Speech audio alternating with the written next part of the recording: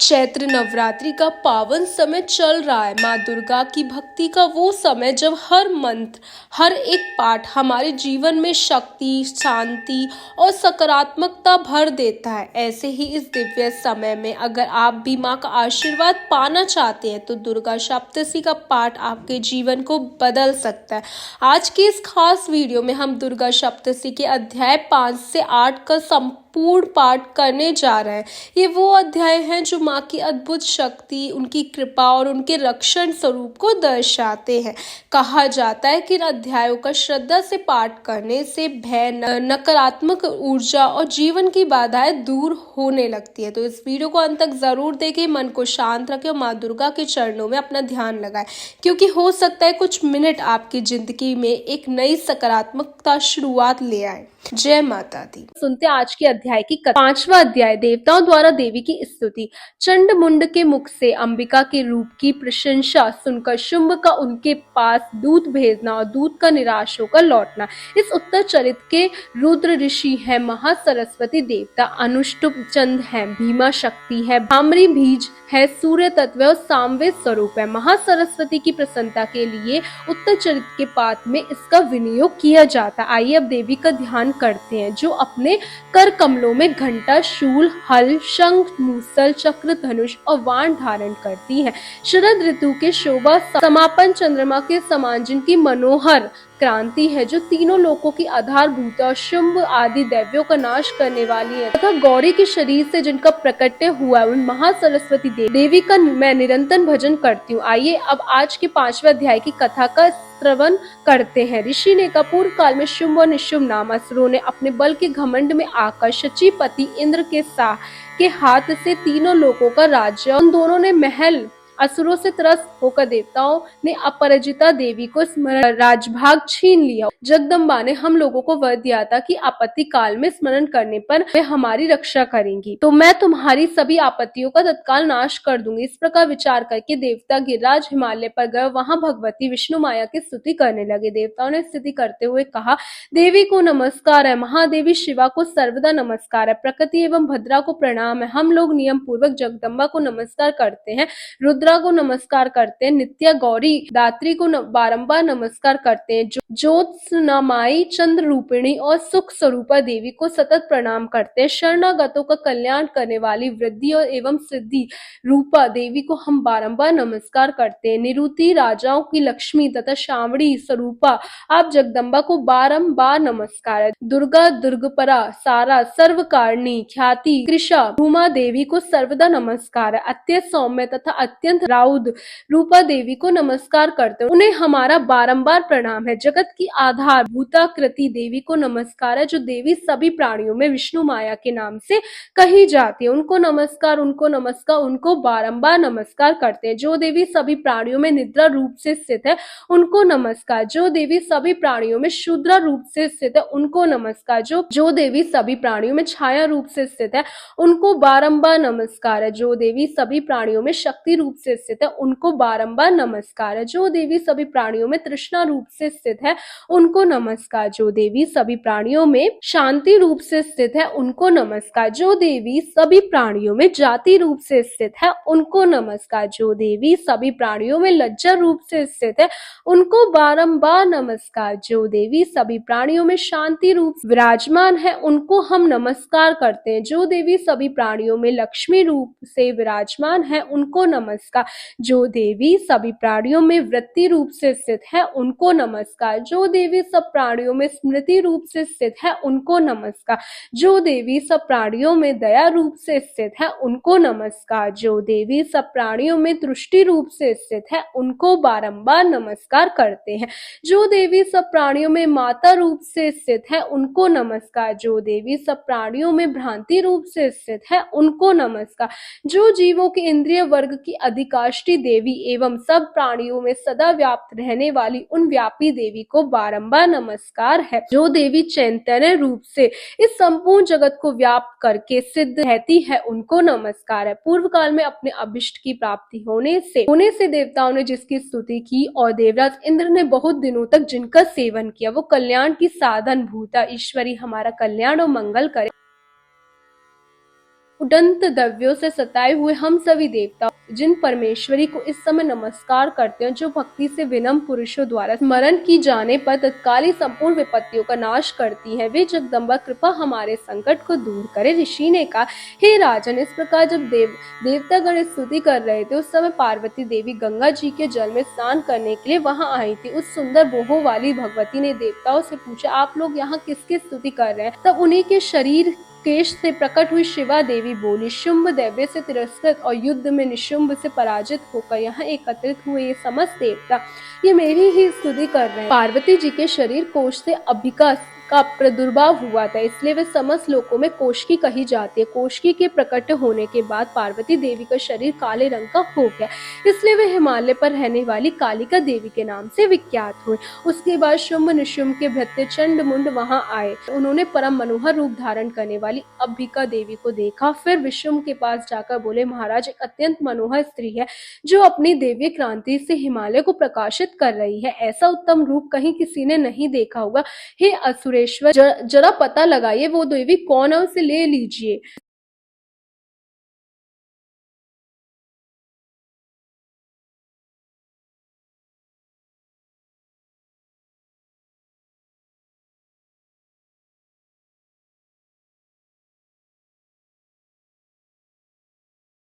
हाथी में रत्न समान ऐरावत हाथी, ये पारिजात का वृक्ष और ये उच्च श्रवा घोड़ा, ये सब आपने इंद्र से छीन लिया। हंसों से जुता हुआ ये विमान भी आपके ही आंगन में शोभा पा रहा है। ये रत्नभूत अद्भुत विमान जो पहले ब्रह्मा जी के पास था, वो अब आपके पास लाया गया है। ये मग्न पंख नामक निधि आपने कुबेर से छीने है। समुद्र ने भी आपका किंजलकिनी नाम की माला भेंट की है, जो केसरों से सुशोभित है और जिसके कमल कभी मुरझाते नहीं। सुवर्ण की वर्षा करने वाले वरुण का चंद्र भी आपकी घर में है और शेष रत्न जो पहले प्रजापति का था अब आपके पास उपस्थित है। हे दैतेश्वर, मृत्यु की उत्क्रांति नाम वाली शक्ति भी आपने छीन ली है और वरुण का पाश और समुद्र में होने वाले हर प्रकार के रत्न आपके भाई शुंभ निशुंभ के अधिकार में है। अग्नि ने स्वतः शुद्ध किए हुए 2 वस्त्र भी आपकी सेवा में अर्पित कर दिए। हे दैत्यराज, इस प्रकार हर प्रकार के रत्न आपने एकत्रित कर लिए, तो फिर जो ये स्त्रियों में रत्न रूप कल्याणमयी देवी है, इससे आप क्यों नहीं ले लेते, क्यों उसे अपने अधिकार में नहीं कर लेते? चंडमुंड का वचन सुनकर शुंभ ने महादैत्यराज सुग्रीव को दूत बनाकर देवी के पास भेजा, कहा तुम मेरी आज्ञा से उसके सामने ये बात कहना और ऐसा उपाय करना जिससे वो प्रसन्न होकर शीघ्र यहाँ आ जाए। वह दूत पर्वत के अत्यंत रमणीय प्रदेश में जहाँ देवी उपस्थित थी वहां गया, मधुर वाणी में कोमल वचन कहने लगा। दूत ने देवी से कहा, हे देवी, दैत्यराज शुंभ इस समय तीनों लोकों के परमेश्वर है, मैं उन्हीं का भेजा हुआ दूत हूँ और यहाँ तुम्हारे पास आया। उनकी आज्ञा सदा सभी देवता एक स्वर में मानते हैं, कोई उसका उल्लंघन नहीं कर सकते। वे संपूर्ण देवताओं को परास्त कर चुके हैं। उन्होंने तुम्हारे लिए जो संदेश दिया है अब उसे सुनो। हे सुंदरी, उनके सिवा और भी जितने रत्नभूत पदार्थ देवताओं, गंधर्वों और नागों के पास से वे सब मेरे पास आ चुके हैं। देवी, हम लोग तुम्हें संसार की स्त्रियों में रत्न मानते हैं, तुम हमारे पास आ जाओ, क्योंकि रत्नों का उपभोग करने वाले हम ही हैं। चंचल कटाक्ष वाली हे सुंदरी, तुम मेरी या फिर मेरे भाई महापराक्रमी निशुंभ की सेवा में आ जाओ, क्योंकि तुम रत्न स्वरूपा हो। मेरा वरण करने से तुम्हें तुलना रहित महान ऐश्वर्य की प्राप्ति होगी। अपनी बुद्धि से विचार करो और तुम मेरी पत्नी बन जाओ। दूत के इस प्रकार कहने पर कल्याण में भगवती दुर्गा देवी जो इस जगत को धारण करती है, वो मन ही मन गंभीर भाव से मुस्कुराई और इस प्रकार कहने लगी। देवी ने कहा, हे दूत, तुमने सत्य कहा, इसमें तनिक भी संशय नहीं। शुंभ तीनों लोकों का स्वामी और निशुंभ भी उसी के समान पराक्रमी है, किंतु इस विषय में मैंने जो प्रतिज्ञा कर ली है उसे मिथ्या कैसे करूं? मैंने अपनी अल्प बुद्धि के कारण पहले से ही जो प्रतिज्ञा कर रखी है, अब उससे सुनो। जो भी मनुष्य पुरुष मुझे संग्राम में जीत लेगा, जो मेरे अभिमान को चूर्ण कर देगा और संसार में जो मेरे ही समान बलवान होगा, वही मेरा स्वामी होगा। इसलिए शुंभ अथवा महादैव्य निशुंभ स्वयं ही यहाँ पधारे और मुझे जीत कर शीघ्र ही मेरा पानी ग्रहण कर ले, इसमें विलंब की क्या आवश्यकता है? देवी के ऐसे वचन सुनकर दूत ने कहा, हे देवी, तुम घमंड से भरी हुई हो, वो मेरे सामने ऐसी बातें मत करो। तीनों लोकों में कौन ऐसा पुरुष है जो शुंभ निशुंभ के समान सामने खड़ा भी हो सके? हे देवी, अन्य दैव्यों के सामने भी सारे देवता युद्ध में नहीं ठहर सकते, फिर तुम अकेली स्त्री होकर कैसे रह सकती हो? जिन शुंभ आदि दैव्यों के सामने इंद्र आदि सब देवता भी युद्ध में खड़े नहीं हुए, उनके सामने तुम स्त्री होकर कैसे जाओगी? इसलिए तुम मेरे ही कहने से शुंभ शुंभ निशुंभ के पास चली जाओ। ऐसा करने से तुम्हारी गौरव की रक्षा होगी, अन्यथा जब वे केश पकड़कर घसीटेंगे तब तुम्हें अपनी प्रतिष्ठा खोकर जाना भी पड़ेगा। यह सुनकर देवी ने कहा, तुम्हारा कहना उचित है, शुंभ बलवान है और निशुंभ भी बड़ा पराक्रम है, लेकिन क्या करूं, मैंने पहले बिना सोचे समझे ही प्रतिज्ञा कर ली, इसलिए अब तुम जाओ यहाँ से। मैं तुम्हें जो कुछ कहा है वो सब कुछ दैव्यराज से आदर पूर्वक सुनाना और फिर उन्हें जो उचित लगे वो वही करेंगे। इस प्रकार श्री मार्कंडेय पुराण में सार्वणिक मनवंतर की कथा के अंतर्गत देवी महात्म्य में देवी दूत संवाद नामक 5वां अध्याय पूर्ण हुआ। चलिए अब हम दुर्गा सप्तशती पाठ के 6ठे अध्याय का सेवन करते हैं। देवी दुर्गा का ध्यान करते हुए इस प्रकार कहिए, मैं सर्वगेश भैरव के अंक में निवास करने वाली परम उत्कृष्ट पद्मावती देवी का चिंतन करती हूँ। वे नागराज के आसन पर बैठी हुई हैं, नागों के फणों में सुशोभित होने वाली मणियों की विशाल माला से उनकी दहलता सुशोभित है, सूर्य के समान उनका तेज है, 3 नेत्र उनकी शोभा बढ़ाए रहे।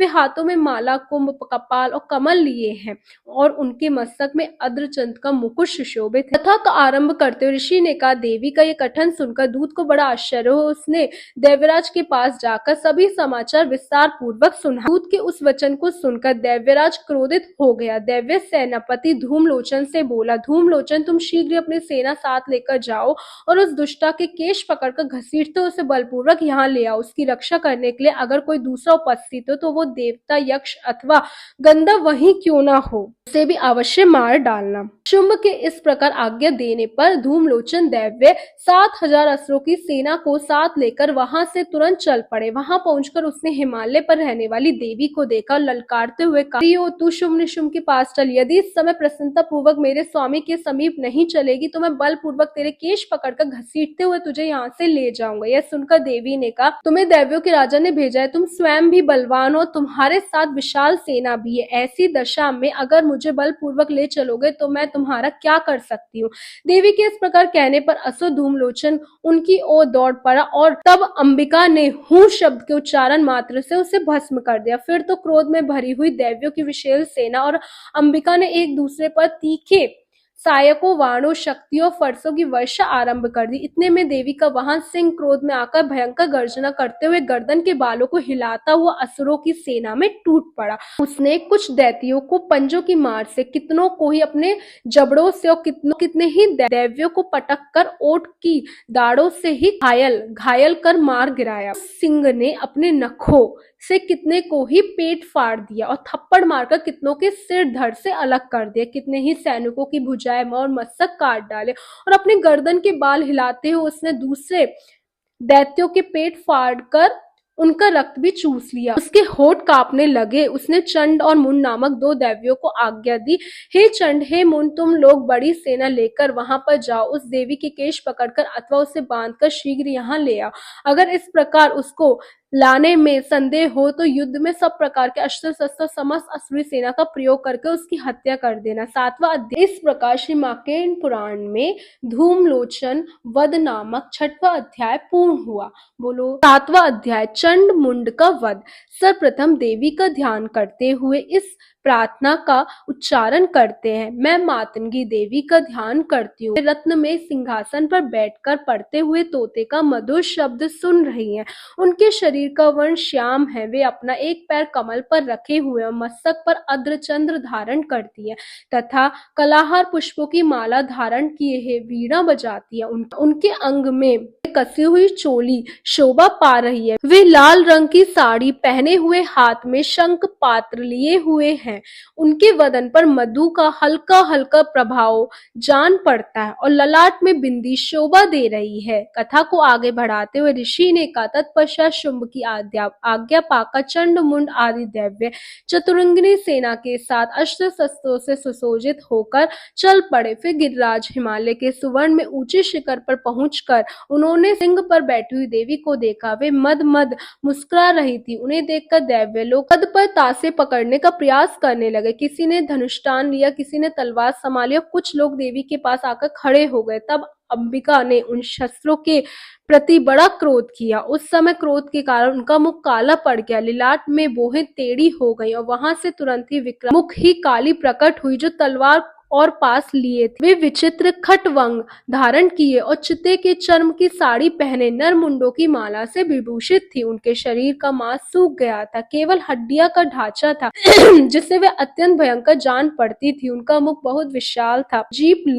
लपाने के कारण वे और भी डरावनी लग रही थी। उनकी आंखें भीतर की ओर धसी हुई और कुछ लाल थी। वे अपनी भयंकर गर्जना से संपूर्ण दिशाओं को गुंजायमान कर रही थी। बड़े बड़े दैत्यों का वध करती हुई वे कालिका देवी बड़े वेग से दैत्यों की उस सेना पर टूट पड़ी और उन सबका भक्षण करने लगी। वे पाश रक्षकों, अंकुशधारी महावत योद्धाओं और घंटा सहित कितने ही हाथियों को एक ही हाथ से पकड़कर मुंह में डाल लेती थी। इस प्रकार घोड़े, रत्न और सारथी के साथ रथी सैनिकों को मुंह में डालकर वे उन्हें बड़े भयंकर रूप से चबा लेती थी। किसी के बाल पकड़ लेती थी, किसी का गला दबा देती थी, किसी को पैरों से कुचल डालती थी और किसी को छाती के धक्के से गिराकर मार दे रही थी। वे असुरों के छोड़े हुए बड़े बड़े अस्त्र शस्त्र मुंह से पकड़ लेती थी और रोष में आकर उनको दांतों से पीस डाली थी। काली ने बलवान और दुरात्मा दैव्यों की वे सारी सेना रोन डाली, खाली और कितनों को ही मार भगाया। कोई तलवार के घाट उतार दिए, कोई खटवांग से पीटे गए और कितने ही असुर दांतों के अग्रभाग से कुचले जाकर मृत्यु को प्राप्त हो गए। इस प्रकार देवी ने असुरों की उस सारी सेना को क्षण भर में ही मार गिराया। ये देखकर चंड उन अत्यंत भयंकर काली देवी की ओर दौड़ पड़ा। महादैव्य मुंड ने भी अत्यंत भयंकर बाणों की वर्षा से और हजारों वार चलाए हुए चक्रों से उन भयंकर नेत्रों वाली देवी को अगच्छित कर दिया। वे अनेकों चक्र देवी के मुख में समाते हुए ऐसे लग रहे थे जैसे सूर्य के बहुत सारे मंडल बादलों के उदर में प्रवेश कर रहे। तब भयंकर गर्जना करने वाली काली ने अत्यंत रोष में आकर विकट ठास लिया। उस समय उनके विकराल वदन के भीतर कठिनता से देखे जा सकने वाले दांतों की प्रवास से वे अत्यंत उज्जवल दिखाई देती थी। देवी ने बहुत बड़ी तलवार हाथ में लेकर हम का उच्चारण करके चंड पर ढाबा बोल दिया। उसके केश पकड़कर उसी तलवार से उसका सर काट दिया। चंड को मारा देखकर मुंड भी देवी की ओर बढ़ा। तब देवी ने रोष में आकर उसका भी मस्तक काट। तत्पश्चात काली ने चंड और मुंड का मस्तक हाथ में लेकर चंडिका के पास जाकर प्रचंड अट्टहास से करते हुए कहा, हे देवी, मैंने चंड और मुंड नामक इन दो महापशुओं को तुम्हें भेंट कर दिया। अब युद्ध राज्य में तुम शुम्भ निशुम्भ का स्वयं ही वध करना। इस प्रकार वहां लाए हुए चंड और मुंड नामक महादैव्यों को देखकर कल्याणमयी चंडी ने काली से मधुर वाणी में कहा, हे देवी, तुम चंड और मुंड को लेकर मेरे पास आई हो। इससे संसार में अब से तुम चामुंडा के नाम से विख्यात होगी। और इस प्रकार श्री मार्कंडेय पुराण में सर्वांगिक मनवंतर की कथा के अंतर्गत देवी महात्म्य में चंड मुंड वध नामक 7वां अध्याय पूर्ण हुआ। बोले चामुंडा देवी की जय। 8वां अध्याय रक्त बीज वध कथा शुरू करने से पहले देवी का ध्यान करते हुए इस प्रकार प्रार्थना करे, मैं अनामिका आदि सिद्धिमयी किरणों से अवृत भवानी का ध्यान करती हूँ। उनका शरीर का रंग लाल है, नेत्रों में करुणा लहरा रही है, हाथों में पाश, अंकुश, वाण और धनुष शोभा पा रहे हैं। कथा के तार को जोड़ते हुए ऋषि ने कहा, चंड और मुंड नामक दैव्यों के मारे जाने पर और बहुत से सेना का संहार हो जाने पर दैव्यों की राजा प्रतापी शुम्भ के मन में बड़ा क्रोध आया। 50 कोटि वीर कुल के 100 धोमर कुल के असुर सेनापति मेरी आज्ञा से सेना सहित आगे को चले। दोहड़, मोरे और काल के असुर भी युद्ध के लिए तैयार हो मेरी आज्ञा से तुरंत प्रस्थान करें। भयंकर शासन करने वाले असुर राज शुम्भ इस प्रकार आज्ञा देकर सहसों बड़ी बड़ी सेनाओं के साथ युद्ध के लिए प्रसिद्ध हुए। उस भयंकर शब्द से काली ने अपने विकराल मुख को और भी बढ़ा लिया था और इस प्रकार वे विजयी हुई। उस तुमल नाद को सुनकर दैत्यों की सेनाओं में चारों ओर से आकर चंडिका देवी, सिंह तथा काली देवी को क्रोध पूर्वक घेर लिए। इसी बीच में असुरों की विनाश तथा देवताओं की अभिवृद्धि के लिए ब्रह्मा, शिव, कार्तिकेय, विष्णु तथा इंद्र आदि सभी देवताओं की शक्तियां जो अत्यंत पराक्रम और बल से संपन्न थी, वे उनके शरीर से निकलकर उन्हीं के रूप में चंडिका देवी के पास आ गई। जिस देवता का जैसा रूप था, जैसी वेशभूषा, जैसा वाहन, ठीक वैसे ही साधनों से संपन्न हो उनकी अपनी अपनी शक्तियां असुरों से युद्ध करने के लिए आई। सबसे पहले हंस युक्त विमान पर बैठी हुई अक्षर सूत्र और कमंडलों से सुशोभित ब्रह्मा जी की शक्ति उपस्थित हुई। जिसे ब्राह्मणी कहते हैं। महादेव जी की शक्ति वृषभ पर आरूढ़ होकर हाथों में शेष त्रिशूल धारण किए, महानाग का कंकन पहने, मस्तक में चंद्ररेखा से विभूषित होकर वहां आ पहुंची। कार्तिकेय जी की शक्ति रूपा जगत भिक्ता, उन्हीं का रूप धारण किए श्रेष्ठ मयूर पर आरूढ़ होकर शक्ति लिए दैव्यों से युद्ध करने के लिए आ गए। इसी प्रकार भगवान विष्णु की शक्ति गरुड़ पर विराजमान होकर शंख चक्र गदा और शारंग धनुष तथा खड़ग हाथ में लिए आ गई। अनुपम यज्ञ वारा का रूप धारण करने वाली श्री हरि की जो शक्ति है वह भी वारा शरीर धारण करके वहां उपस्थित हो गई। नरसिंह शक्ति भी नृसिंह के समान शरीर धारण करके वहां पर आ गई। उसकी गर्दन के बालों के झटके से आकाश के तारे बिखर पड़े थे। इस प्रकार इंद्रा की शक्ति वज्र हाथ में लिए गजराज ऐरावत पर बैठकर आई। उसके भी सहस नेत्र थे। इंद्र का जैसा रूप था वैसा ही उसका था। तत्पश्चात उन देव शक्तियों से घिरे हुए महादेव जी ने चंडिका से कहा, मेरी प्रसन्नता के लिए आप शीघ्र ही इन असुरों का संहार करें। तब देवी के शरीर से अत्यंत भयंकर और परम उग्र चंडिका शक्ति प्रकट हुई। उस अपरिजिता देवी ने धूमिल जटा वाले महादेव जी से कहा, हे भगवान, आप शुंभ निशुंभ के पास दूत बनकर जाएं और उन अत्यंत गर्विले दानव शुंभ निशुंभ दोनों से कहिए, साथ ही उनके अतिरिक्त भी जो भी दानव युद्ध के लिए वहां उपस्थित होकर उनको भी ये संदेश दीजिए, देवियों, अगर तुम जीवित रहना चाहते हो तो पाताल में लौट आओ। इंद्र को त्रिलोकी का राज्य मिल जाए और देवता यज्ञ भाग का उपयोग करें। अगर बल के घमंड में आकर तुम युद्ध की अभिलाषा रखते हो तो आ जाओ। मेरी शिवाय योगिनियां तुम्हारे कच्चे मांस से तृप्त होने के लिए तैयार है। हालांकि उस देवी ने भगवान शिव को दूत के कार्य में नियुक्त किया था, इसलिए वे शिव दूती के नाम से भी संसार में जाने गए। वे महादेव भी भगवान शिव के मुख से देवी के वचन सुनकर क्रोध में आ गए और जहां कात्यायनी विराजमान थी उस ओर बढ़ने लगे। वे दिव्य अमर्ष में भरकर पहले ही देवी के ऊपर वाण शक्ति और ऋषि आदि अस्त्रों की वरिष्ठी करने लगे। तब देवी ने भी खेल खेल में धनुष की टंकार की और उससे छोड़े हुए बड़े बड़े वाणों द्वारा दैव्यों के चलाए हुए वाण, शूल, शक्ति और फरसों को काट डाला। फिर काली उनके आगे होकर शस्त्रों को शूल के प्रहार से विलीन करने लगी और खटवाण से उन्हें मारने लगी। उन सबको मारती हुई वो रणभूमि में विचरने लगी। ब्राह्मणी भी जिस जिस ओर दौड़ती उसी ओर अपने कमंडल का जल छिड़क कर शत्रुओं की ओर और पराक्रम को नष्ट कर देती। महेश्वरी ने त्रिशूल से और वैष्णवी ने चक्र से, अत्यंत क्रोध में भरी हुई कुमार कार्तिकेय की शक्ति ने शक्ति से दैव्यों का संहार आरंभ किया। इंद्र शक्ति के वज्र प्रहार से विदीर्ण होकर सैकड़ों दैव्य दानव रक्त की धारा बहाते हुए पृथ्वी पर सो गए। बाहरी शक्ति ने कितनों को अपनी धुधुन की मार से नष्ट किया। धाड़ों की अग्रभाग से कितनों को ही छाती भेद डाली और कितने ही दैव्य उसके चक्र की ओर विदीर्ण होकर गिर पड़े। इस प्रकार क्रोध में भरे हुए मातृ गणों को अनेक प्रकार के उपायों से बड़े बड़े असुरों का मर्दन करते हुए देखकर दैव्य सैनिक भाग खड़े हुए। मातु गणों से पीड़ित दैव्यों को युद्ध से भागते देखकर रक्त बीज नामक महादैव्य क्रोध में आ गया और युद्ध करने के लिए तत्पर हो गया। उसके शरीर से जब रक्त की बूंदें पृथ्वी पर गिरती महादैव्य तब उसी के समान शक्तिशाली एक दूसरा महादैव्य पृथ्वी पर उत्पन्न हो जाता। महाअसुर रक्त बीज हाथ में गदा लेकर इंद्र शक्ति के साथ युद्ध करने लगा। तब इंद्री ने अपने वज्र से रक्त बीज को मारा। वज्र से घायल होने पर उसके शरीर बहुत सा रक्त और उससे उसी के समान रूप और पराक्रम वाले युद्ध उसके शरीर से रक्त की जितनी भी बूंदें गिरी उतने ही पुरुष उत्पन्न हो गए। वे सब रक्त बीज के समान ही बलवान पराक्रमी थे। वे रक्त से उत्पन्न होने वाले पुरुष भी अत्यंत भयंकर अस्त्र शस्त्रों का प्रहार करते हुए वहां शत्रु गणों के साथ घोर युद्ध करने लगे थे। पुनर्वज्र के प्रहार से जब उसका मस्तक घायल हुआ तब रक्त बहने लगा। उससे हजारों पुरुष उत्पन्न हो गए।